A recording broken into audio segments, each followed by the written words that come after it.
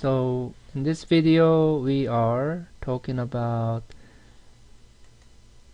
momentary traffic peaks, and it is often the case that your network link from time to time gets overwhelmed with a momentary burst of network traffic, and in this video we will look into ways to somehow overcome those momentary traffic peaks. So how do we actually deal with these bursts of momentary network traffic? So the first way of handling this problem is by doing something called overprovisioning. Overprovisioning meaning by having much more capacity than you actually need, and that way even if there is a momentary traffic burst, you can still deal with that problem. So in this case you have to really be able to predict what these momentary traffic peaks in terms of their capacity, and then somehow try to use a network capacity plan that covers that momentary network traffic peaks. So to give you an example, let's say this is your graph showing how much network traffic you get. So I'm gonna draw this graph that shows, for example, let's say this is time and this is your amount of traffic in your network connection. So amount of traffic, so that's what that is.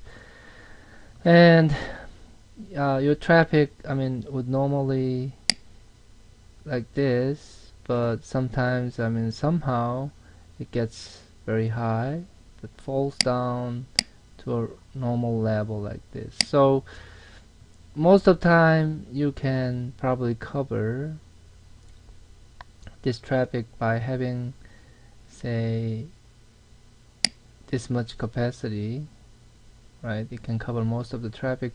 However, in order for you to be able to handle these momentary traffic peaks, you have to have much higher capacity in your network.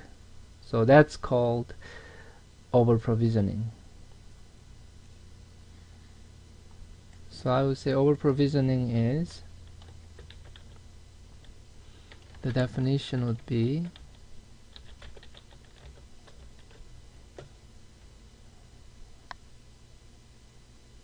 assigning more capacity than what is usually needed to handle these momentary traffic peaks. So that's what we mean by overprovisioning. Another way to handle momentary traffic peaks is by prioritizing the traffic.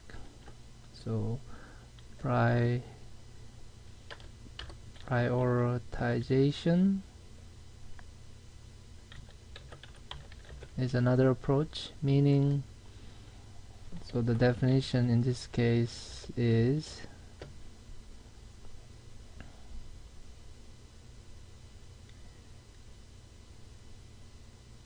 providing the necessary network capacity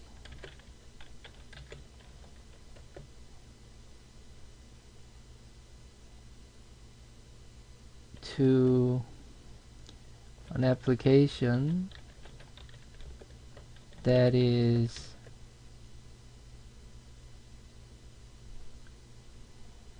latency intolerant.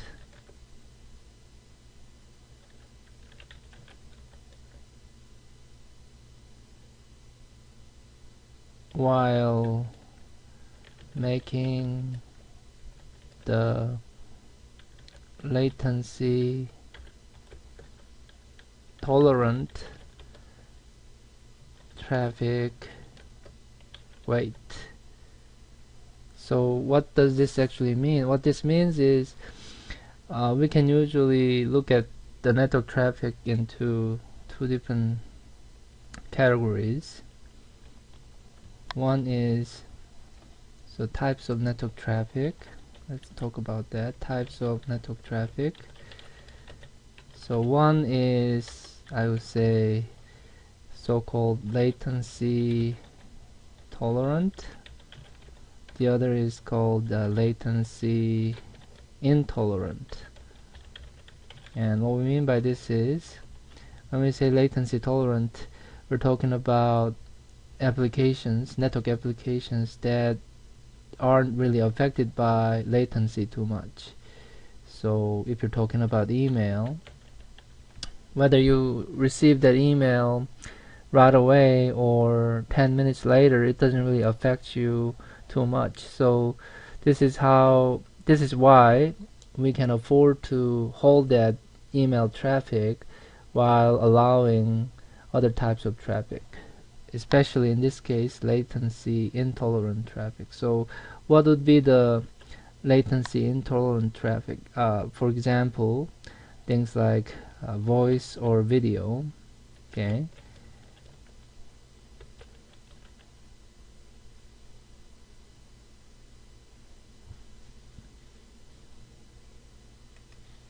that requires real-time interactions. So the thing is, you have two parties trying to communicate with each other, and if you hold the traffic, it is impossible for the two parties really to be able to communicate effectively. So for example, if I say something and then somehow the traffic doesn't go through, the other side, doesn't know what is going on. So these types of applications, they need their traffic to be sent right away. Another approach is called QoS, quality of service guarantees. And what this means is, depending on the types of network applications, we provide quality of service standards for each of them, so that each type of network traffic gets an assurance. So this is somewhat similar to prioritization. However, the difference is we're looking into a specific set of quality of service metric measures to ensure the transmission of that traffic. So for example, some of those quality of service metric measures we talked about was things like speed, error rate, delay, response time, availability, and so on. So you would actually have, for a particular network traffic